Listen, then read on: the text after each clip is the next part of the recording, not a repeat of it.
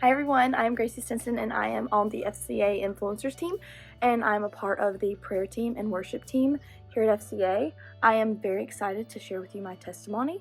So let's get started. Growing up, I grew up in a Christian home. I grew up in the church, and I was always around other believers and Christians, and I knew who Jesus was going into life, starting to grow up. I knew who he was, but it wasn't until my 7th grade year in middle school that I decided to actually give my life to the Lord.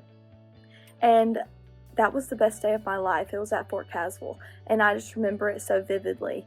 And looking at it now, I remember thinking that, life was going to be so easy after I gave my life to the Lord, but that couldn't be further from the truth.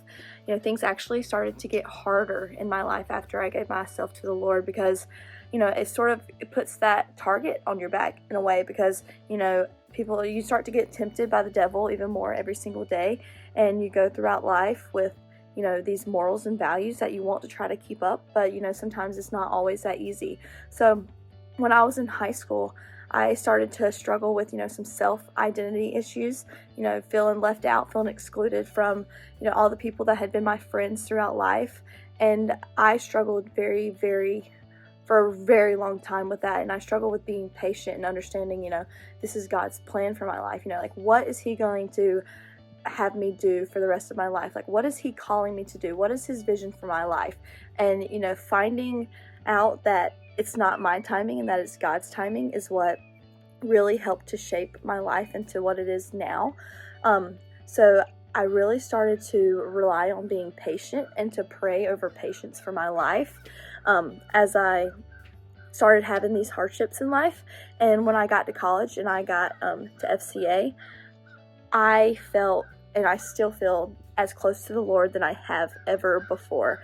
And I think that is because I have learned how to pray every single day, pray daily, and to pray intentionally, and to pray with understanding and knowing that God is going to answer these prayers at some point. Whether it's now or whether it's 10 years down the road, I know that he's got my life in his hands, and he is shaping it into what he wants it to be and not what I want it to be.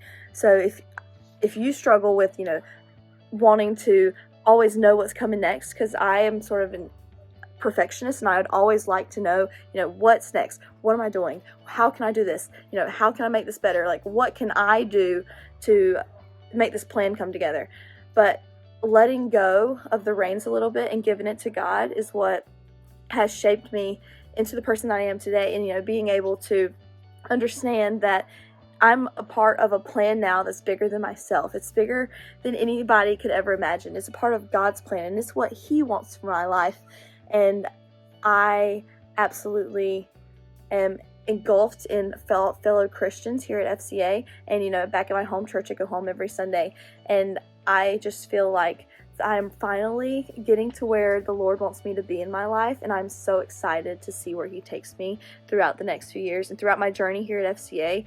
And I'm just very excited, and I hope that my story is a light to you guys, and that this will help those that might be struggling with self-identity or with being patient and understanding and waiting for God's timing and not for your own. I hope that this is just the encouragement that you needed to just start praying intentionally and to believe that God has got this under control, and it's all a part of his plan. Thank you.